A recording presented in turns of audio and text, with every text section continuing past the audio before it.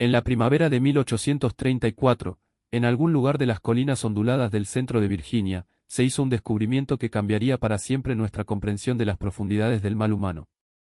Se encontraron 47 niños, con edades entre 6 y 16 años, encadenados en un sótano debajo de lo que parecía ser una granja común y corriente. Los niños no se parecían entre sí, hablaban diferentes idiomas y, al ser interrogados, solo podían susurrar un nombre entre lágrimas: Madre Sushivan.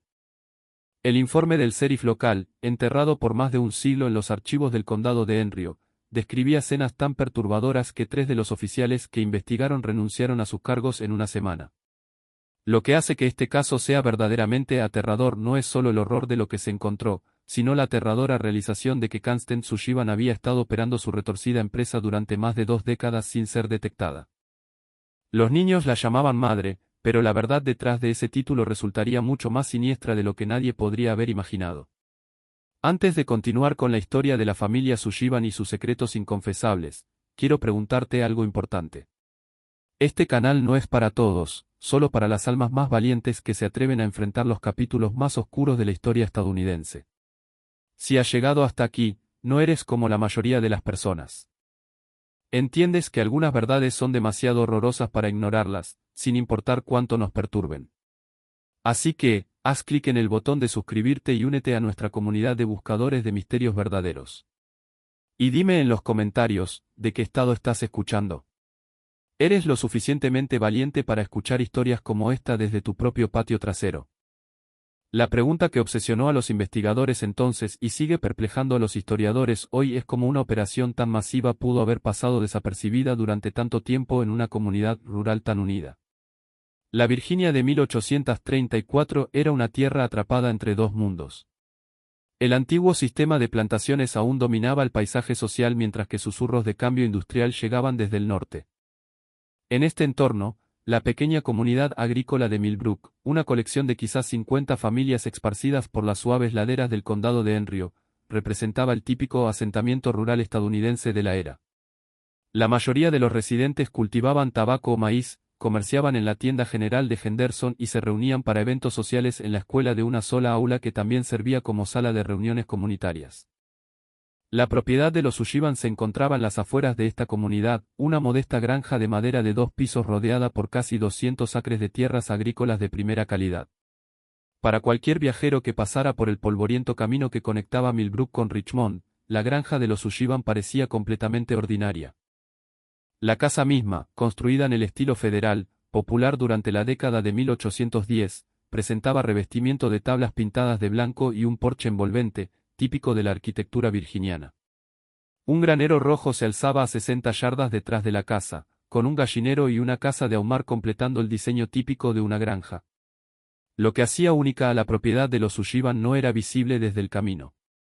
Ezra Sushivan, quien había comprado la tierra en 1809 con dinero heredado de la fortuna de su padre en el tabaco, había dedicado considerable esfuerzo a expandir el sótano de la casa. Mientras que la mayoría de las casas de Virginia de la época contaban con simples bodegas de raíces, el sótano de los Sushivan se extendía mucho más allá de la huella de la casa de arriba. Los artesanos locales recordaban haber sido contratados para varios proyectos de excavación a lo largo de las décadas de 1810 y 1820, aunque ninguno había visto el trabajo terminado. Ezra pagaba bien y en efectivo, pidiendo solo que los trabajadores se concentraran en sus secciones asignadas en lugar de en el proyecto general. Constance Sushivan, la esposa de Ezra, llegó a Millbrook en 1811 como una novia de 22 años. Los vecinos la recordaban como una mujer atractiva con cabello oscuro y una voz inusualmente suave. Se vestía simplemente pero con pulcritud, asistía a los servicios de la iglesia metodista cuando su salud lo permitía y mantenía una reputación por sus obras de caridad. Cuando se le pedía que contribuyera a causas comunitarias, Constance explicaba inevitablemente que ella y Ezra ya estaban cuidando a varios niños huérfanos de su familia en Pensilvania. El arreglo, explicaba, era temporal, solo hasta que se encontraran hogares permanentes adecuados. Esta explicación satisfacía la curiosidad de la comunidad sobre los ocasionales vistazos de niños alrededor de la propiedad de los Sushivan. La señora Henderson, en la tienda general, a veces veía un rostro joven asomándose desde el carro de los Sushivan cuando Constance venía al pueblo por suministros. Los niños nunca hablaban, pero Constance explicaba que eran tímidos, traumatizados por la pérdida de sus padres y necesitaban tiempo para adaptarse a sus nuevas circunstancias. La comunidad, familiarizada con la tragedia de los niños huérfanos en una era de altas tasas de mortalidad, aceptaba estas explicaciones sin cuestionarlas. Thomas Henderson, quien dirigía la tienda general, más tarde recordó que Kansten Sushiban era una de sus clientas más confiables. Cada 2 semanas, llegaba con una lista detallada y suficiente efectivo para comprar cantidades sustanciales de alimentos básicos, harina, maíz molido, sal, cerdo, melaza y otros artículos esenciales. Las cantidades parecían grandes para una pareja sin hijos, pero cuando Thomas lo mencionaba, Kansten le recordaba lo de los niños huérfanos. También compraba cantidades inusuales de medicamentos básicos, explicando que los niños de circunstancias pobres a menudo llegaban con diversas dolencias que requerían tratamiento. La granja de los Sushiban operaba bajo un horario que desconcertaba a algunos vecinos. Mientras la mayoría de las familias agrícolas se levantaban con el amanecer y trabajaban hasta el anochecer, la actividad en la propiedad de los Sushiban a menudo continuaba bien entrada la noche. Se podían ver luces en las ventanas de la granja a horas inusuales, y a veces el sonido de martillazos o trabajos de construcción resonaba a través de los campos durante la noche.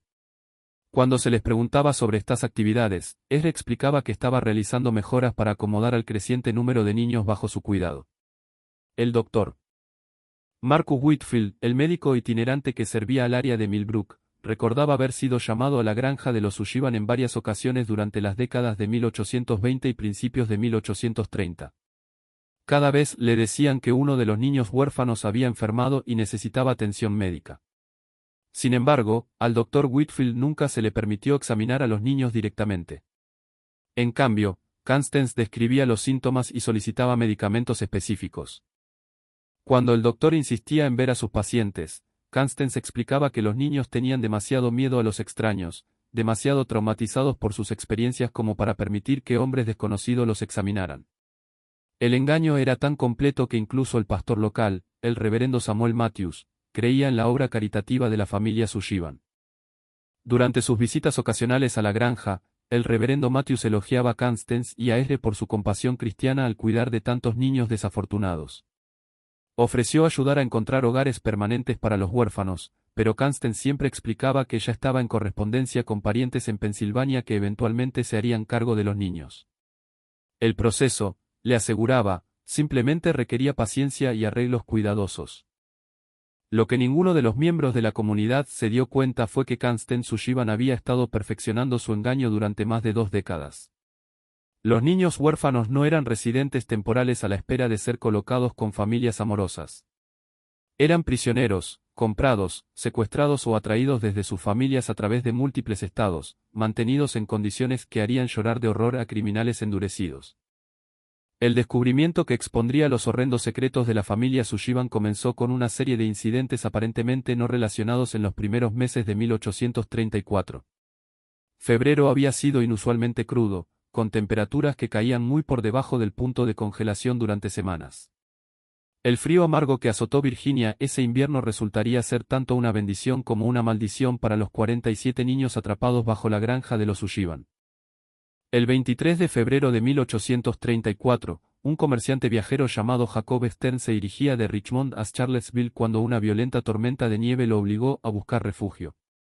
La granja de los Sushiban, siendo el edificio más cercano visible desde el camino, parecía una elección natural para alojamiento de emergencia. Ezra Sushiban, a pesar de su evidente reluctancia, apenas podía negarse a ofrecer hospitalidad a un viajero varado en tan peligroso clima. Stern describió más tarde la noche como incómodamente tensa. Kansten Sushiban sirvió una comida sencilla de pan de maíz y cerdo salado, pero la conversación fue torpe y forzada. Los Sushiban parecían nerviosos, intercambiando miradas constantemente y sobresaltándose con cada sonido. Cuando Stern preguntó por los niños de los que le habían hablado que vivían en la granja, Kansten explicó que todos estaban durmiendo y no debían ser molestados. Los niños, dijo, habían estado enfermos con fiebre y necesitaban descansar. Lo que más perturbó a Stern fue el sonido. A lo largo de la noche, mientras yacía en una cama improvisada en el salón de los Sushiban, pudo escuchar lo que parecían ser llantos ahogados provenientes de debajo del suelo. Cuando lo mencionó a Ezra a la mañana siguiente, Sushiban afirmó que probablemente era solo el viento silbando a través de las grietas en los cimientos. El sonido era común en casas antiguas, especialmente durante el clima frío. Stern aceptó esta explicación, pero algo en la actitud de los Sullivan continuó inquietándolo. El segundo incidente ocurrió 3 semanas después, el 15 de marzo. Mary Catherine Flynn, una joven inmigrante irlandesa que viajaba con su familia en busca de trabajo en los campos de tabaco alrededor de Richmond, se separó de su grupo durante un cruce de río. Exhaustada y asustada, se dirigió a la granja de los Sullivan. Al caer la oscuridad, Constance Sullivan la acogió, ofreciéndole comida y refugio para la noche. Mary Catherine nunca más fue vista viva. Cuando su familia reportó su desaparición al sheriff en Richmond, describieron su última ubicación conocida y la dirección en la que Mary Catherine había estado dirigiéndose. Se organizó un grupo de búsqueda, pero las vastas extensiones de la naturaleza salvaje de Virginia hacían casi imposible encontrar a una sola persona desaparecida. La búsqueda fue cancelada después de una semana y se presumió que Mary Catherine Flynn había muerto de exposición o había sido asesinada por animales salvajes. El incidente final que conduciría al descubrimiento ocurrió el 2 de abril de 1834. Un granjero local llamado William Hutchinson estaba cazando conejos en los bosques que bordeaban la propiedad de los Sullivan cuando escuchó algo que lo dejó helado. Desde algún lugar cerca de la granja de los Sullivan venía el sonido de niños gritando. No eran los llantos comunes de niños jugando, sino gritos crudos y desesperados de puro terror. Hutchinson se acercó sigilosamente para investigar, escondiéndose detrás de un grupo de robles a unos 50 metros de la casa de los Sullivan. Durante casi una hora, observó y escuchó. Los gritos continuaban intermitentemente, siempre pareciendo provenir de debajo de la casa en lugar de desde dentro. En un momento, vio a Ezra Sullivan salir de lo que parecía ser una puerta de sótano en el lateral de la casa. Sullivan miró alrededor con nerviosismo y luego desapareció de nuevo bajo tierra. Cuando Hutchinson informó a sus vecinos sobre lo que había presenciado, las opiniones se dividieron. Algunos sugirieron que los niños huérfanos podrían estar más perturbados de lo que los Sullivan habían indicado, quizás requiriendo disciplina o tratamiento médico que pudiera ser angustiante. Otros, sin embargo, comenzaron a recordar detalles extraños que antes no parecían importantes, las cantidades inusuales de comida que Constance Sullivan compraba, los sonidos extraños que los vecinos ocasionalmente escuchaban por la noche, el hecho de que ninguno de los supuestos huérfanos había sido visto en el pueblo o en reuniones comunitarias. El sheriff Benjamin Crawford, un veterano agente de la ley que había servido en el condado de Enrio durante más de 15 años, inicialmente desestimó las preocupaciones como chismes de barrio. Sin embargo, cuando William Hutchinson se acercó directamente a él e insistió en presentar una queja formal, Crawford accedió a investigar. La ley le obligaba a seguir las denuncias de posible abuso infantil independientemente de su opinión personal sobre los acusadores. La mañana del 8 de abril de 1834, el sheriff Crawford cabalgó hacia la granja de los Sullivan acompañado por su ayudante Marcus Webb. Llegaron justo después del amanecer, esperando realizar una inspección rutinaria que pondría fin a los rumores comunitarios. Constance Sullivan los recibió en la puerta, con una actitud calma y acogedora. Invitó a los oficiales a entrar para tomar café y expresó su preocupación por los chismes que circulaban en la comunidad. La conversación comenzó de manera suficientemente normal. Constance explicó nuevamente sobre los niños huérfanos, mostró a los oficiales cartas que decía haber recibido de parientes en Pensilvania y ofreció arreglar que los niños se reunieran con el sheriff Crawford una vez que se recuperaran de su reciente enfermedad. Todo parecía perfectamente razonable hasta que el ayudante Webb pidió usar el baño. Mientras Webb caminaba alrededor del lado de la casa, notó algo que hizo que se le helara la sangre. La puerta del sótano que William Hutchinson había visto a Ezra Sullivan usando estaba asegurada con 3 candados separados. Cadenas pesadas envolvían las manijas de la puerta, y la madera alrededor de los candados mostraba signos de garras desesperadas, como si alguien hubiera intentado arañar su salida desde el interior. Cuando Webb regresó a la casa e informó discretamente al sheriff Crawford sobre lo que había observado, ambos hombres supieron que estaban enfrentando algo mucho más serio que chismes comunitarios. Crawford preguntó cortésmente a Constance que les mostrara el sótano, explicando que una inspección completa ayudaría a poner fin a los rumores. El cambio en la actitud de Constance Sullivan fue inmediato y escalofriante.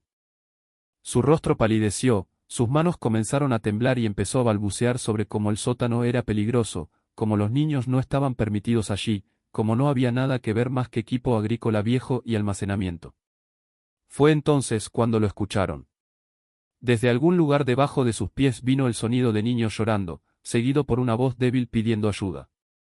El sonido estaba apagado pero inconfundible, y provenía directamente de debajo de la cocina donde estaban parados.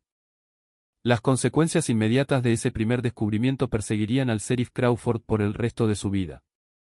Cuando él y el ayudante Webb forzaron la puerta del sótano, el hedor que emergió de la oscuridad fue abrumador, una mezcla de desechos humanos, cuerpos sin lavar y algo más que Crawford describiría más tarde como el olor mismo de la desesperación.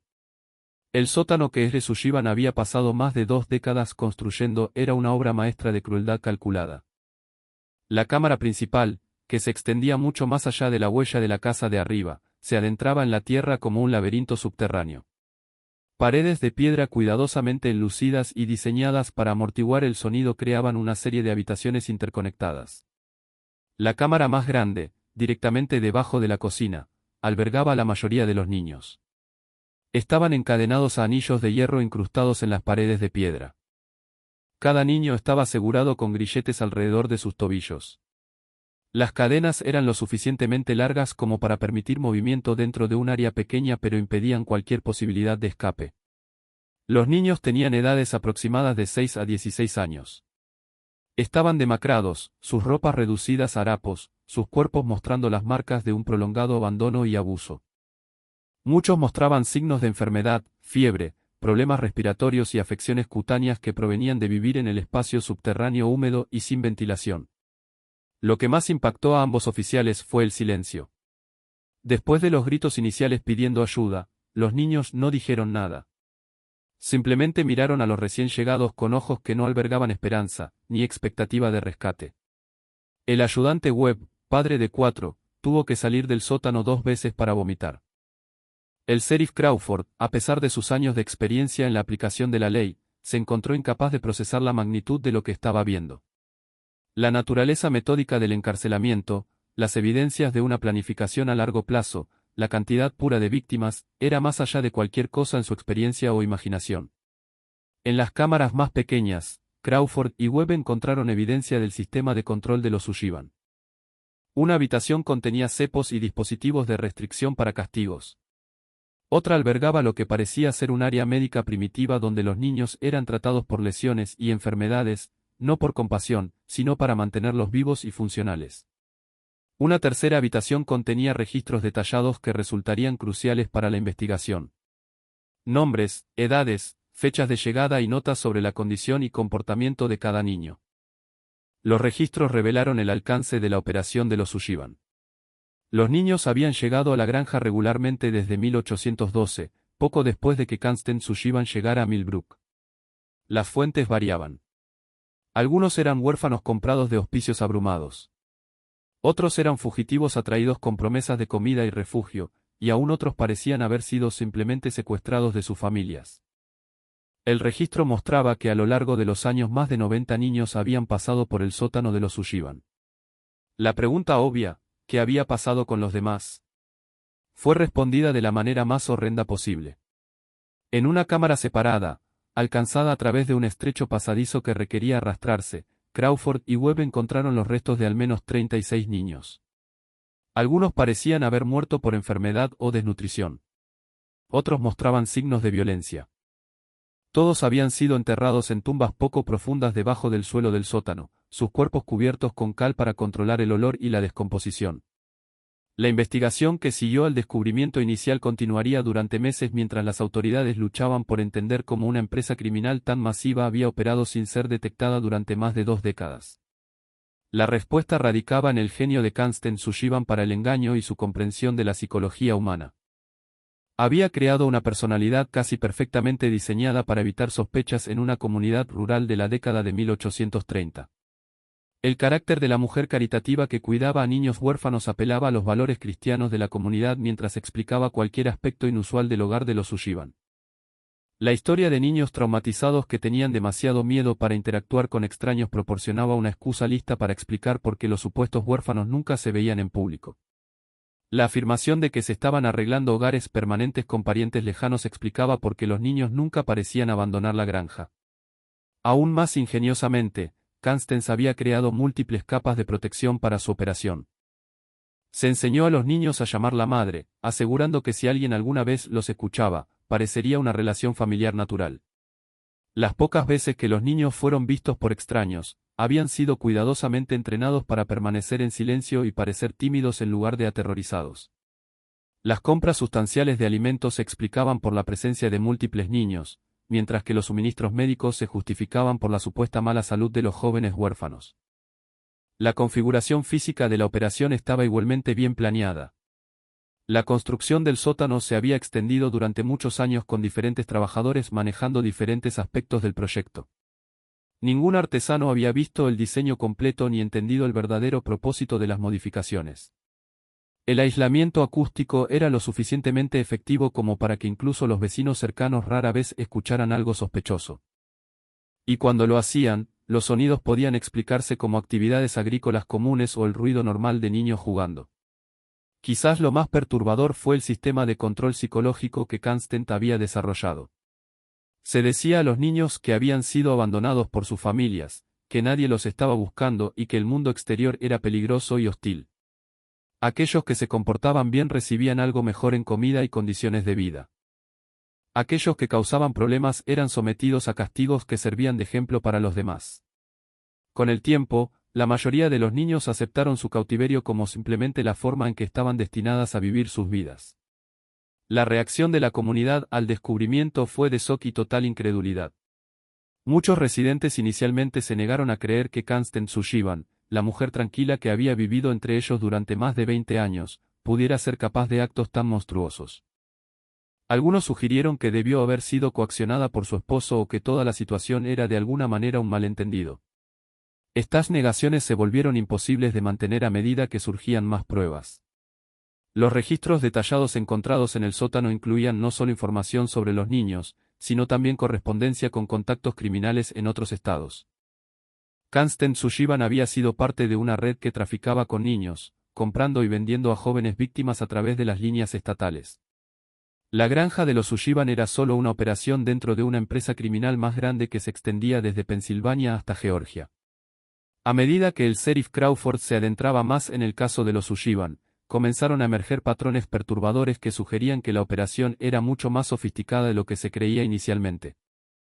La correspondencia encontrada en el sótano reveló que Constant Sushivan había estado en contacto regular con al menos 12 individuos en 5 estados, todos aparentemente involucrados en actividades similares.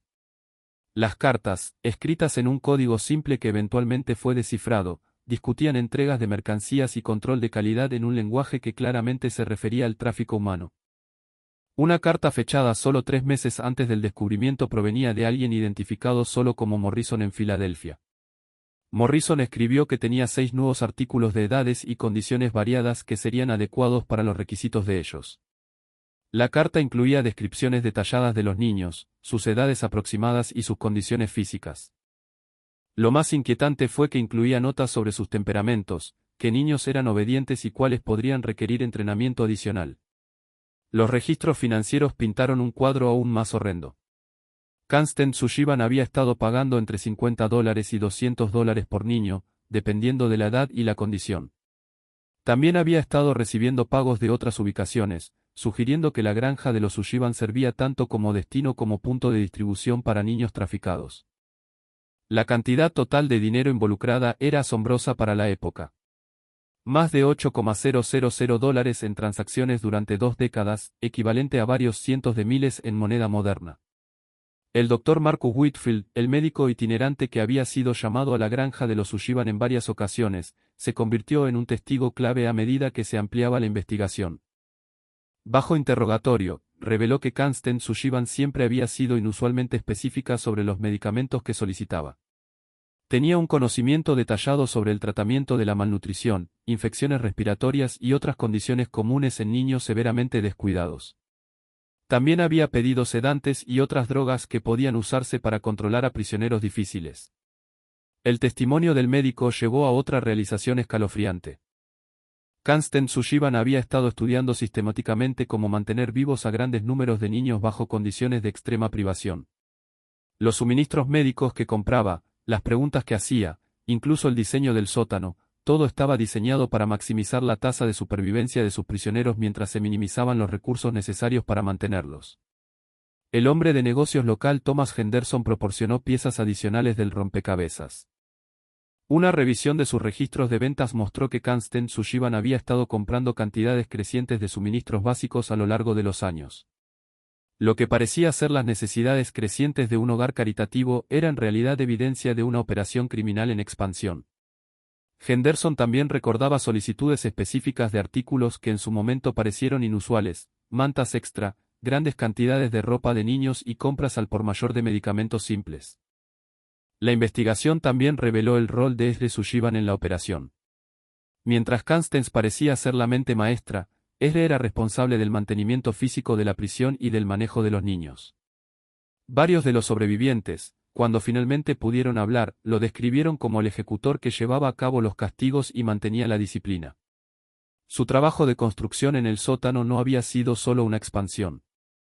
Había sido un refinamiento constante de un sistema diseñado para mantener a seres humanos en cautiverio. La revelación más perturbadora vino del análisis de los registros de los niños que habían desaparecido de la granja de los Sushiban a lo largo de los años. Los libros contables mostraban que algunos niños habían sido transferidos a otras ubicaciones, sugiriendo una red de compradores y vendedores a través de múltiples estados. Otros habían sido marcados como inadecuados o problemáticos, entradas que correspondían con los restos encontrados en la cámara de entierro del sótano. El alcance de la investigación se amplió a medida que las autoridades en otros estados comenzaron a examinar sus propias desapariciones sin resolver. Informes de niños desaparecidos de Pensilvania, Maryland, Carolina del Norte y Carolina del Sur mostraban similitudes inquietantes. Muchos de los niños desaparecidos encajaban con el perfil de los encontrados en la granja de los Sushiban, pobres, huérfanos o de familias que probablemente no tendrían recursos para buscarlos extensivamente. Se llamó a Marshals federales para coordinar la investigación multiestatal. Esto fue sin precedentes para la época, ya que la mayoría de las fuerzas del orden eran estrictamente locales. El caso de los Sushiban representó una de las primeras investigaciones criminales importantes que cruzaron las líneas estatales e involucraron a autoridades federales. Las implicaciones legales se complicaron por el hecho de que muchos de los crímenes habían ocurrido en diferentes jurisdicciones bajo diferentes leyes. A medida que pasaban las semanas, más sobrevivientes comenzaron a contar sus historias. Los relatos eran notablemente consistentes, describiendo años de encarcelamiento, abuso sistemático y manipulación psicológica. Los niños describieron cómo los nuevos llegados eran domados, sometidos a aislamiento, castigo e indoctrinación hasta que aceptaban su destino. Hablaron de una jerarquía compleja entre los prisioneros, con niños mayores recibiendo privilegios menores a cambio de ayudar a controlar a los más jóvenes. Los sobrevivientes también revelaron la extensión de la manipulación psicológica de Kansten Sushiban. Ella había convencido a muchos de los niños de que eran inútiles, que sus familias los habían vendido o abandonado, y que merecían su trato. Algunos de los niños mayores, que habían estado prisioneros durante años, inicialmente resistieron los esfuerzos de rescate porque habían sido condicionados a creer que el mundo exterior era aún más peligroso que su cautiverio. La investigación descubrió evidencia de los métodos de los Sushiban para adquirir víctimas. Ella había desarrollado relaciones con funcionarios corruptos en hospicios y orfanatos que proporcionarían niños a cambio de pagos. También había cultivado contactos entre elementos criminales en ciudades importantes que podían identificar a niños vulnerables, fugitivos, huérfanos de la calle y otros que no serían extrañados de inmediato. Quizás lo más escalofriante, los registros mostraban que la operación de los Sushiban había estado expandiéndose en los últimos años. El número de niños retenidos había aumentado, y había planes en la correspondencia para establecer instalaciones similares en otras ubicaciones. El descubrimiento en la granja de los Sushiban había aparentemente interrumpido una empresa criminal que estaba al borde de convertirse en una operación mucho más grande. El avance que conduciría a la exposición completa de la red de los Sushiban vino de una fuente inesperada. Entre los niños sobrevivientes estaba una niña llamada Rebecca, de aproximadamente 14 años, que había estado retenida más tiempo que los demás. A diferencia de los otros niños que habían sido quebrantados por su ordeal, Rebecca había mantenido una chispa de desafío y una memoria extraordinaria para los detalles. Rebecca había sido secuestrada de la granja de su familia en Pensilvania en 1829, cuando tenía solo 9 años. Recordaba todo sobre su captura, como una mujer que afirmaba ser una pariente lejana había llegado a su granja, como había sido atraída con promesas de dulces y un viaje al pueblo, como había despertado encadenada en el sótano de los Sullivan. Más importante aún, recordaba cada conversación que había escuchado entre Constance Sullivan y los diversos visitantes que habían venido a la granja a lo largo de los años. El testimonio de Rebecca reveló que la operación de los Sullivan era solo una parte de una red mucho más grande. Había oído a Constance discutir sobre otras granjas, otras ubicaciones donde se retenían niños. Recordaba nombres, fechas y detalles sobre envíos de niños que se trasladaban entre diferentes instalaciones. Su información proporcionó a las fuerzas del orden su primera imagen comprensiva del alcance de la empresa criminal. La revelación más significativa vino cuando Rebecca describió una visita que había ocurrido solo 2 semanas antes del descubrimiento. Un hombre bien vestido había llegado a la granja en un carruaje caro acompañado por otros 2 hombres. Rebecca había sido seleccionada junto con 3 niños más para ser inspeccionados por los visitantes. El hombre los examinó cuidadosamente, revisando sus dientes, su tono muscular y su salud general como un comprador evaluando ganado. El visitante finalmente decidió no comprar a ninguno de los niños, quejándose de que estaban demasiado dañados para sus propósitos. Sin embargo, dejó una carta que contenía especificaciones detalladas sobre el tipo de niños que quería comprar. La carta, que se encontró entre los papeles de Constance Sullivan, describía requisitos para niños de edades específicas, características físicas y temperamentos. El lenguaje era frío y profesional, tratando a los seres humanos como mercancías para comprar y vender. La carta estaba firmada por H. Blackwood e incluía una dirección de retorno en Charleston, Carolina del Sur. Cuando las autoridades investigaron, descubrieron que Henry Blackwood era un próspero propietario de plantaciones que había estado comprando niños durante años, aparentemente como sirvientes domésticos, pero en realidad para propósitos que la investigación revelaría ser aún más siniestros que la operación de los Sullivan. La conexión con Blackwood abrió una dimensión completamente nueva al caso.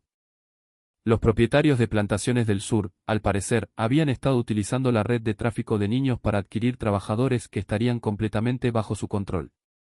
A diferencia de las personas esclavizadas que tenían algunas protecciones legales y cuya desaparición podría ser notada, los niños traficados podían ser trabajados hasta la muerte sin consecuencias legales. No tenían familias que los buscaran, no tenían estatus legal que los protegiera y no tenían esperanza de escape. La investigación de la conexión con Blackwood reveló que varias otras familias prominentes del sur habían estado involucradas en compras similares.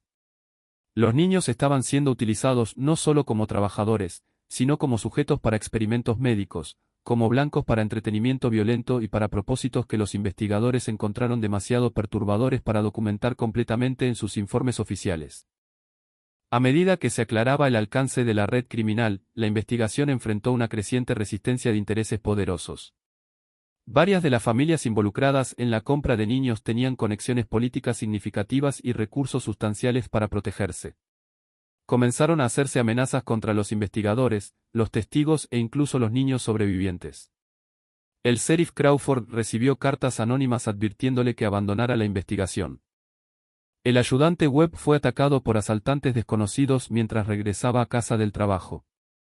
El Dr. Whitfield encontró que su práctica médica era boicoteada repentinamente por varios pacientes prominentes. La presión estaba claramente diseñada para intimidar a las fuerzas del orden y evitar que se expusiera la totalidad de la red. La situación se volvió aún más peligrosa cuando uno de los niños sobrevivientes, un chico llamado Timothy, que había estado proporcionando testimonios cruciales, desapareció del refugio temporal donde estaba alojado. Se realizó una búsqueda, pero Timothy nunca fue encontrado. El mensaje era claro: quienes cooperaran con la investigación enfrentarían graves consecuencias. A pesar de la intimidación, la investigación continuó. Los Marshals federales proporcionaron seguridad adicional para los testigos clave y los investigadores. Los niños sobrevivientes fueron trasladados a ubicaciones más seguras y se apostaron guardias armados en la granja de los Sullivan para proteger las pruebas físicas. El caso se había convertido en una prueba de si el sistema legal estadounidense podía funcionar cuando se enfrentaba a crímenes cometidos por perpetradores ricos y poderosos. La presión alcanzó su punto máximo cuando la misma Constance Sullivan fue encontrada muerta en su celda de la cárcel. La causa oficial de muerte fue listada como suicidio, pero las circunstancias eran sospechosas. Sullivan había estado programada para testificar sobre la totalidad de la red criminal, incluyendo los nombres de todos sus contactos y clientes. Su muerte eliminó al testigo más importante de la investigación y a la fuente de información sobre la conspiración más amplia. La misteriosa muerte de Kansten Sullivan envió ondas de choque a través del equipo de investigación. Si los intereses poderosos estaban dispuestos a eliminar a testigos clave, nadie involucrado en el caso estaba a salvo. La investigación había destapado una empresa criminal tan vasta y tan bien conectada que representaba una amenaza para algunas de las familias más prominentes de la sociedad estadounidense. Justo cuando parecía que la investigación podría ser descarrilada por la intimidación y la violencia, un desarrollo inesperado lo cambió todo. Un ex empleado de Henry Blackwood, motivado por la culpa por lo que había presenciado, se presentó con evidencia que abriría el caso de par en par. El empleado, un hombre llamado Samuel Pierce, había trabajado como capataz en la plantación de Blackwood y tenía conocimiento detallado de los niños que habían sido comprados de la red de los Sullivan. Pierce trajo consigo documentos que probaban la conexión entre la operación de los Sullivan y los compradores del sur. Más importante aún, había presenciado el destino de muchos de los niños que habían sido vendidos a los propietarios de plantaciones. Su testimonio proporcionaría las piezas finales del rompecabezas y expondría el horror completo de lo que había estado ocurriendo con los niños más vulnerables de América. El testimonio de Samuel Pierce ante el gran jurado federal en Richmond pasaría a la historia como uno de los relatos más perturbadores en la historia legal estadounidense. Pierce, un hombre de unos 40 años con manos curtidas y ojos atormentados, había trabajado para Henry Blackwood durante más de una década. Lo que había visto en la plantación de Blackwood y lo que reveló sobre el destino de los niños de los Sullivan conmocionó incluso a los investigadores experimentados que pensaban que entendían el alcance de la empresa criminal.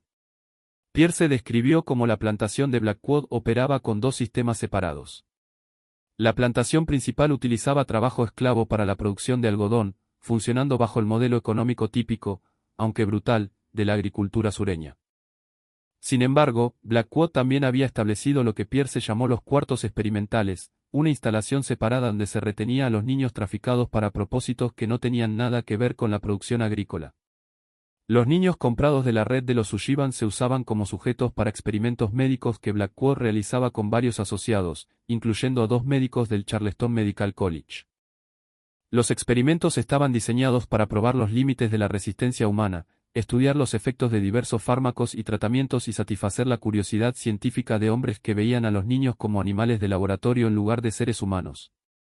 El testimonio más condenatorio de Pierce concernía los registros detallados que Blackwood mantenía de estos experimentos. El propietario de la plantación había documentado todo, las reacciones de los niños a diferentes tratamientos, sus tasas de supervivencia bajo varias condiciones y la progresión de enfermedades que se introducían deliberadamente para estudiar sus efectos. El registro mostraba que Blackwood y sus asociados habían estado llevando a cabo torturas sistemáticas disfrazadas de investigación médica. El testimonio reveló que al menos 37 niños de la red de los Sullivan habían sido vendidos a Blackwood a lo largo de los años. De estos, solo 4 habían sobrevivido lo suficiente como para ser transferidos a otros compradores. El resto había muerto como resultado de los experimentos, la malnutrición o las brutales condiciones de trabajo en los cuartos experimentales. Sus cuerpos habían sido enterrados en tumbas sin marcar en una sección remota de la plantación. Pierce también proporcionó información sobre la red más amplia de compradores. Había estado presente en reuniones donde Blackwood discutía compras con otros propietarios de plantaciones, hombres de negocios adinerados e incluso algunos políticos. Las conversaciones que escuchó revelaron que la red de tráfico se extendía mucho más allá de lo que los investigadores habían imaginado. Los niños estaban siendo comprados y vendidos en todo el país, con diferentes compradores teniendo requisitos y propósitos distintos. La revelación más impactante llegó cuando Pierce describió una reunión que había presenciado en el otoño de 1833. Blackwood había organizado lo que él llamaba una demostración para compradores potenciales de todo el sur. El evento estaba diseñado para mostrar la calidad de los niños disponibles a través de la red y demostrar los diversos usos para los que podían ser utilizados. La descripción de Pierce sobre esta reunión fue tan perturbadora que varios miembros del gran jurado tuvieron que abandonar la sala. La demostración había incluido exhibiciones de la capacidad de los niños para realizar diversos tipos de trabajo, sus respuestas a diferentes formas de castigo y control, y su idoneidad para diferentes tipos de explotación. A los compradores se les había animado a examinar a los niños de cerca, a probar sus reacciones y a realizar pedidos de tipos específicos de víctimas. Todo el evento se había llevado a cabo con la atmósfera casual y profesional de una subasta de ganado.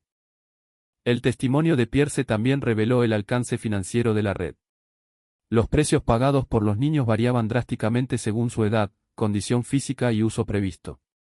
Los niños más jóvenes, que podían ser controlados y condicionados más fácilmente, alcanzaban precios más altos. Los niños con características físicas específicas o habilidades se vendían a tarifas premium. La cantidad total de dinero involucrada en la red se estimó en cientos de miles de dólares, una fortuna para la época. El equipo de investigación utilizó la información de Pierce para coordinar redadas en múltiples ubicaciones a lo largo del sur. Los Marshals federales, trabajando con las fuerzas del orden locales, atacaron simultáneamente plantaciones, almacenes y otras instalaciones donde se retenía a niños traficados. Las redadas se llevaron a cabo en secreto para prevenir la destrucción de pruebas y la huida de los perpetradores clave. Los resultados de las redadas coordinadas fueron asombrosos. Más de 100 niños adicionales fueron rescatados de varias ubicaciones. Se incautaron pruebas físicas que documentaban la totalidad de la red de tráfico, incluyendo registros financieros, correspondencia y registros detallados de compras y ventas. Varios individuos prominentes fueron arrestados, incluyendo a Henry Blackwood, 2 médicos del Charleston Medical College y un legislador estatal de Georgia, quien había sido uno de los mejores clientes de la red. Las pruebas incautadas durante las redadas pintaron un cuadro de maldad sistemática que conmocionó a la nación. La red de tráfico había estado operando durante más de 30 años, había involucrado a decenas de compradores y vendedores importantes y había victimizado a cientos de niños. El nivel de organización y sofisticación era sin precedentes para cualquier empresa criminal de la época. Los experimentos médicos realizados por Blackwood y sus asociados fueron documentados con detalles escalofriantes.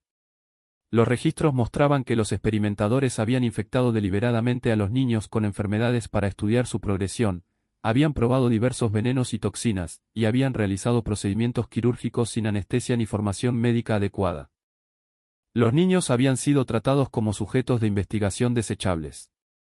Sus vidas valoradas solo por el conocimiento científico que se podía extraer de su sufrimiento. La investigación también reveló la corrupción que había hecho posible la red. Funcionarios de orfanatos, hospicios y gobiernos locales habían sido sobornados para proporcionar niños o para ignorar sus desapariciones. Jueces habían sido pagados para declarar a los niños abandonados o para aprobar adopciones que en realidad eran ventas. Incluso algunos funcionarios de la ley habían estado involucrados en encubrir evidencias e intimidar a testigos. Los procedimientos legales que siguieron se prolongaron durante años mientras los fiscales luchaban por llevar justicia a las víctimas de crímenes que habían ocurrido a través de múltiples estados y jurisdicciones. La complejidad del caso, combinada con la riqueza y conexiones políticas de muchos de los acusados, hizo que la prosecución fuera extremadamente difícil. Varios acusados clave escaparon de la condena por motivos técnicos o mediante la influencia de aliados poderosos. Sin embargo, la exposición pública de la red de tráfico tuvo efectos profundos que se extendieron mucho más allá de los procedimientos legales. El caso Sullivan se convirtió en un catalizador para la primera legislación federal que abordaba el tráfico y el abuso de niños. Esto llevó a reformas en la supervisión de orfanatos y hospicios y al establecimiento de nuevas protecciones legales para los niños vulnerables. La resolución final del caso Sullivan tomó casi 5 años para completarse, pero su impacto en la sociedad estadounidense fue inmediato y profundo. La reacción del público ante las revelaciones fue una mezcla de fascinación horrorizada con una determinación de evitar que tales atrocidades volvieran a ocurrir. Periódicos de todo el país cubrieron la historia con un detalle sin precedentes, con muchas publicaciones dedicando ediciones enteras a los hallazgos de la investigación. Los niños sobrevivientes enfrentaron un camino largo y difícil hacia la recuperación. La mayoría había estado retenida durante años y no tenía memoria de la vida antes de su cautiverio. Los 47 niños rescatados del sótano de los Sullivan requirieron un tratamiento médico extensivo, cuidado psicológico y un trabajo paciente para ayudarlos a readaptarse a las interacciones humanas normales. Muchos nunca se recuperaron completamente de su calvario, llevando cicatrices físicas y emocionales por el resto de sus vidas. Rebecca, la niña de 14 años cuyo testimonio había sido crucial para exponer la red más amplia, se convirtió en algo parecido a una celebridad a medida que se difundía la noticia de su valentía. Sin embargo, la tensión resultó abrumadora para alguien que había soportado tanto trauma. Finalmente fue colocada con una familia cuáquera en Pensilvania que le proporcionó el ambiente tranquilo y de apoyo que necesitaba para sanar. Rebecca vivió hasta los 73 años, eventualmente casándose y criando su propia familia. Pero nunca volvió a hablar públicamente sobre sus experiencias después del testimonio en el juicio. Los procedimientos legales revelaron la totalidad de la corrupción que había hecho posible la red de tráfico. Ezra Sushivan, quien había sido capturado durante la redada inicial, fue condenado por múltiples cargos de secuestro, encarcelamiento y asesinato. Fue ejecutado por ahorcamiento en Richmond el 15 de noviembre de 1836 ante una multitud de más de 3,000 personas. Sus últimas palabras, según testigos, fueron una confesión de que había seguido el camino del diablo y una súplica de perdón a los niños que había ayudado a torturar. El juicio de Henry Blackwood se convirtió en una sensación que expuso la cara oscura de la sociedad de las plantaciones del sur. Los registros médicos incautados en su plantación proporcionaron evidencia de torturas y asesinatos sistemáticos que conmocionaron incluso a observadores endurecidos. Blackwood fue condenado por múltiples asesinatos y sentenciado a muerte, pero su ejecución fue retrasada durante años por apelaciones y maniobras políticas. Finalmente murió en prisión en 1841, reportadamente de un ataque al corazón, aunque algunos sospecharon que había sido envenenado por asociados que temían que revelara más secretos. Los dos médicos del Charleston Medical College que habían participado en los experimentos fueron expulsados de la profesión médica y sentenciados a largas penas de prisión. Sus casos llevaron a nuevas regulaciones que rigen la investigación médica y el tratamiento de sujetos humanos. La propia facultad médica enfrentó un escándalo que casi resultó en su cierre, ya que los investigadores revelaron que varios otros miembros de la facultad tenían conocimiento de los experimentos ilegales pero no los habían denunciado. El aspecto más frustrante de la investigación fue el número de individuos poderosos que escaparon de la justicia a pesar de las claras evidencias de su implicación. Varios propietarios de plantaciones adinerados huyeron a Europa antes de que pudieran ser arrestados. Otros usaron sus conexiones políticas para evitar la persecución o recibir sentencias mínimas que no reflejaban la gravedad de sus crímenes. Un legislador estatal de Georgia, quien había sido uno de los principales clientes de la red, fue censurado por su legislatura pero nunca enfrentó cargos criminales. La investigación financiera reveló que la red de tráfico había generado enormes ganancias para sus organizadores. Constance Sushivan sola había acumulado más de $12,000 en ganancias durante sus 20 años de operación, una suma equivalente a varios cientos de miles en moneda moderna. Gran parte de este dinero nunca fue recuperado, ya que había sido invertido en negocios legítimos o oculto en cuentas que los investigadores no pudieron rastrear. La granja de los Sushivan en sí se convirtió en un símbolo de los horrores que habían sido descubiertos. La propiedad fue confiscada por el gobierno y eventualmente vendida en subasta, pero nadie quiso vivir en un lugar asociado con tal maldad. La casa fue demolida en 1845, y el sótano fue rellenado con concreto y sellado permanentemente. Se estableció un pequeño cementerio en el sitio para conmemorar a los niños que habían muerto allí, aunque la mayoría de sus nombres nunca fueron conocidos. El caso llevó a reformas significativas en el bienestar y la protección infantil. Virginia aprobó las primeras leyes comprensivas de protección infantil en la historia estadounidense, estableciendo la supervisión gubernamental de orfanatos y requiriendo verificaciones de antecedentes para cualquiera que buscara adoptar o cuidar a grandes números de niños. Otros estados siguieron rápidamente con legislaciones similares, creando la base para los sistemas modernos de bienestar infantil. El gobierno federal también respondió con nuevas leyes que abordaban los crímenes interestatales y el tráfico humano. El caso Sushivan había demostrado las limitaciones de la aplicación de la ley estado por estado cuando se trataba de crímenes que cruzaban fronteras jurisdiccionales. Las nuevas leyes federales otorgaron a los Marshalls una autoridad ampliada para investigar y procesar casos de tráfico, estableciendo precedentes que resultarían cruciales en desarrollos posteriores del sistema de justicia penal. Quizás lo más importante, el caso cambió la conciencia pública sobre la vulnerabilidad de los niños y la necesidad de una protección sistemática. La noción romántica de un individuo caritativo que cuida a niños huérfanos fue reemplazada por una comprensión más realista de la necesidad de supervisión institucional y salvaguardas legales. La frase, otro caso Sushivan, entró en uso común como una advertencia sobre el potencial de abuso en situaciones que involucran a niños vulnerables. El Dr. Marcus Whitfield, el médico que sin saberlo había facilitado la operación de los Sullivan a través de sus consultas médicas, dedicó el resto de su carrera al bienestar infantil.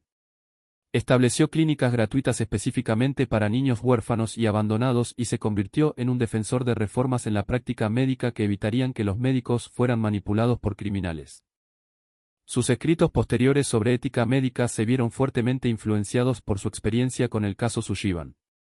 El sheriff Benjamin Crawford, quien lideró la investigación inicial, fue ascendido a Marshal federal y pasó el resto de su carrera persiguiendo casos similares.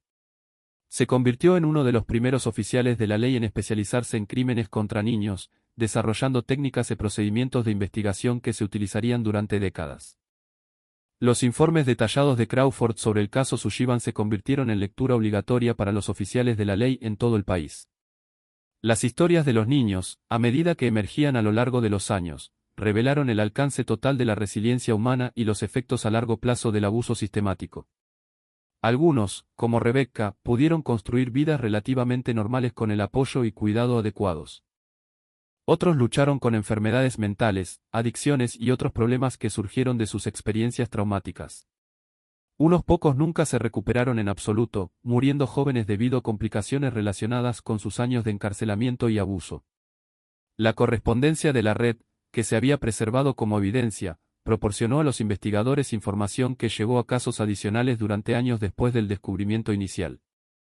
Las cartas encontradas en el sótano de los Sullivan contenían referencias a otras operaciones, otras víctimas y otros perpetradores. Algunas de estas pistas resultaron en procesamientos exitosos, mientras que otras llevaron a callejones sin salida o situaciones donde había pasado demasiado tiempo para reunir pruebas suficientes.